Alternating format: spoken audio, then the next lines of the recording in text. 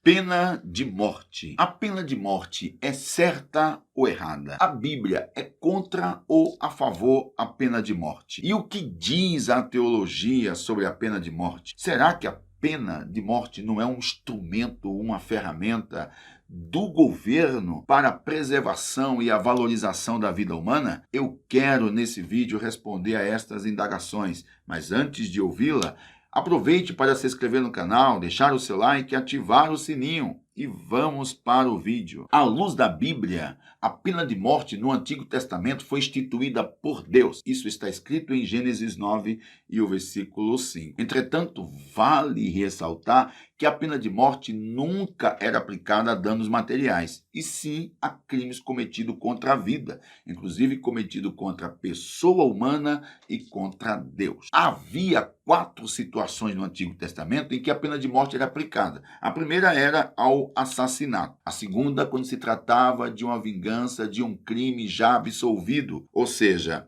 se o criminoso foi absolvido ou perdoado, a vítima não podia se vingar, pois se vingasse, a ele caberia a pena de morte. E terceiro, diante de um aborto provocado. E quarto, quando se tratava de um falso testemunho em relação a um crime grave. Entretanto, para compreender a pena de morte aplicada no Antigo Testamento, é preciso ressaltar o contexto. O contexto era aplicado por uma autoridade legítima e com fins legais. E esse governo se chamava governo teocrático. Era o governo de Deus, ou seja, era um governo conduzido por Deus. E o fim maior era a preservação e a valorização da vida. É preciso também considerar que alguns estudiosos entendem que há texto no Novo Testamento que parece legitimar a pena de morte, como, por exemplo, Mateus 5,17, Romanos 13 e o versículo 4, Mateus 26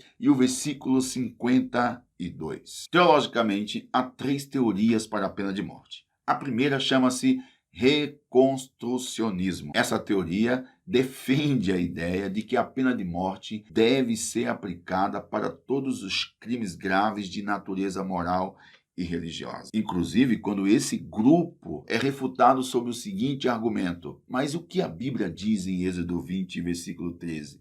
Não matarás. A Bíblia condena matar. Entretanto, essa teoria responde dizendo o seguinte: o que Êxodo 20, o versículo 13, está condenando é matar criminosamente e não judicialmente ou até mesmo matar na guerra, sendo a guerra uma causa justa. Inclusive, para entender melhor sobre o assunto guerra, se o cristão pode ou não matar na guerra, ou se há guerra justa, nós também temos um vídeo gravado sobre o cristão na guerra. E convido você para assisti-lo. Um outro argumento usado por esse raciocínio de que a pena de morte deve ser, sim, aplicada é a ideia de que Êxodo 20, 13 está condenando o indivíduo matar individualmente, matar por conta própria e até mesmo injustamente, e não a partir de leis criadas pelo Estado, sendo elas legais com o fim de preservar e valorizar a vida humana. A segunda teoria é o reabilitacionismo. Essa vertente é contra a aplicação da pena de morte, pois, segundo essa vertente, não há apoio bíblico, especialmente no Novo Testamento, para a aplicação da pena de morte. O terceiro, ou a terceira linha, ou a terceira vertente, chama-se retribucionismo. Essa linha é uma espécie de linha intermediária entre a primeira e a segunda que nós citamos, pois essa terceira defende a ideia de que a pena de morte pode sim ser aplicada para crimes hediondos e para crimes capitais. Eu, particularmente, sou contra a pena de morte. Apesar dela ter existido no Antigo Testamento, porque ela foi instituída por Deus, mas ela foi instituída dentro de um contexto de autoridade legítima e com fins legais. Ou seja, ela foi instituída para a preservação e valorização da vida humana dentro de um contexto teocrático, ou seja, dentro do governo de Deus. De modo para que a pena de morte hoje fosse utilizada, ela precisaria ser usada por um governo justo e legítimo.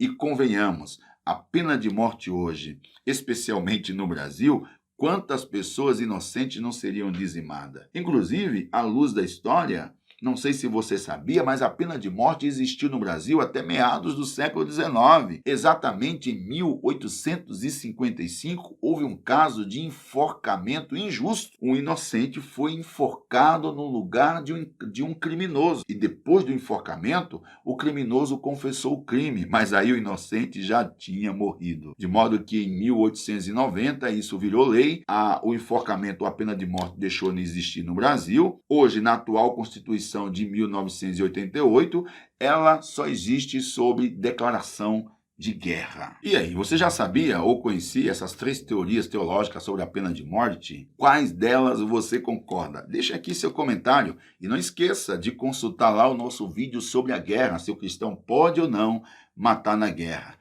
E também não esqueça de se inscrever no canal, deixar o seu like e ativar o sininho. E até os próximos vídeos.